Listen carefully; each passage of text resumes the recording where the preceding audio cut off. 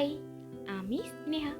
অনুষ্ঠানটি ছিল 10 তারিখ। ভিডিও এডিট হয়েছিল কিন্তু ভয়েস দেওয়া হয়নি, সেই কারণে পোস্ট করতে দেরি হয়ে গেল। এখানে আমরা সকলেই রেডি হচ্ছিলাম। ছিল আমার রেজিস্ট্রি। অফিসে গিয়ে রেজিস্ট্রি হওয়ার কথা ছিল, কিন্তু ওই দিন ইলেকট্রিক প্রবলেমের জন্য ওনারা বাড়িতেই এসেছিলেন। সই কমপ্লিট করে আমরা সকলেই এখন যাব ছাদে। ছাদে কেক কাটা, মালা বদল, গিফট দেওয়া নেওয়া এইসব আয়োজন করা হয়েছিল। আর এক সাইডে খাওয়া দাওয়ার আয়োজন চলছে।